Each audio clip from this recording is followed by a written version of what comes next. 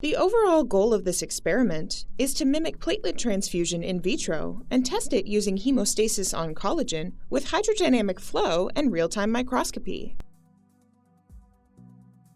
Patients with thrombocytopenia are treated with stored platelet concentrates.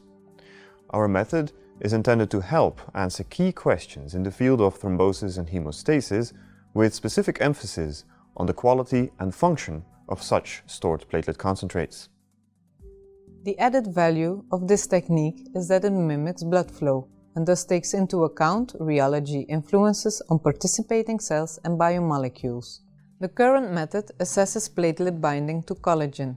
It can, however, also be applied to other adhesive tissue, including atherosclerotic plaque, endothelial cells, or specific matrix proteins like von Willebrand factor and fibrinogen.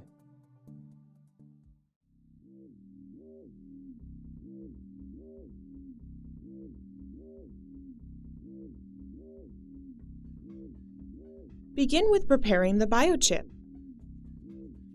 Vortex and dilute a collagen stock 1 to 20 in the manufacturer's isotonic glucose solution to a final concentration of 50 micrograms per milliliter.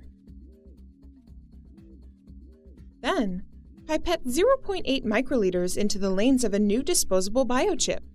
Fill all the lanes on one end of the chip and mark this as the outlet end.